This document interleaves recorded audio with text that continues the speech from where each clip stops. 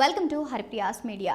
మన తెలుగు రాష్ట్రాల్లో అన్ని నగరాల కంటే బాగా అభివృద్ధి చెందిన నగరం ఏదైనా ఉంది అంటే అది హైదరాబాద్ అనే చెప్పాలి. అన్ని రంగాల్లోనూ హైదరాబాద్ సిటీ అద్భుతంగా డెవలప్ అయింది. ముఖ్యంగా ఐటీ రంగంలో అయితే ఇతర రాష్ట్రాలకు సంబంధించిన వాళ్ళు కూడా హైదరాబాద్కు రావాల్సిందే. ఈ సిటీలో డబ్బు ఉన్న వాళ్ళతో పాటుగా మిడిల్ క్లాస్ కుటుంబాలు కూడా బ్రతికేయవచ్చు. ఇలా అందరికీ సౌకర్యంగా ఉండే సిటీ దేశంలో ఎక్కడా కూడా లేదు అనడంలో ఎలాంటి అతిశయోక్తి లేదు. ఇకపోతే హైదరాబాద్ నగరం చంద్రబాబు నాయుడు హయాంలో బాగా అభివృద్ధి చెందింది.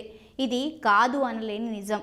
ఇక ఆ తరువాత బీఆర్ఎస్ పార్టీ అధికారంలోనికి వచ్చినప్పుడు హైదరాబాద్ సిటీ అభివృద్ధి విషయంలో ఇండియాలోనే టాప్ 2గా నిలిచింది.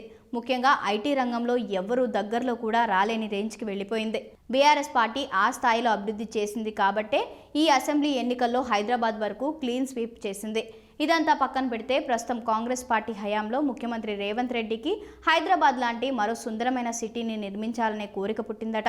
హైదరాబాద్ నగర శివారులలోని కందుకూరు వద్ద ఫార్మాసిటీ నిర్మాణానికి సేకరించిన భూముల్లో పర్యావరణ హితమైన మెగా టౌన్షిప్ నిర్మాణానికి ప్రణాళికలు రూపొందించాలని అధికారులను సీఎం రేవంత్ రెడ్డి ఇటీవలే ఆదేశించారు.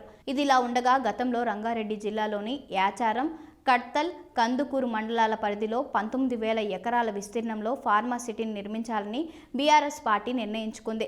ఇప్పుడు ఆ నిర్ణయాన్ని వెనక్కి తీసుకుని ఆ స్థానంలో టౌన్షిప్ని నిర్మించాలని రేవంత్ రెడ్డి సర్కార్ నిర్ణయించింది. మితమైన బడ్జెట్లోనే అత్యంత సుందరంగా హైదరాబాద్లో ఉన్నన్ని సౌకర్యాలు మొత్తం ఈ 4వ సిటీలో ఉండాలని రేవంత్ తన అధికారులకు ఆదేశాలు జారీ చేశారట. 3 ఏళ్లలోపు ఈ సిటీ నిర్మాణంని ఒక కొలిక్కి తీసుకొచ్చే విధంగా ప్రణాళికలు చేస్తున్నారట.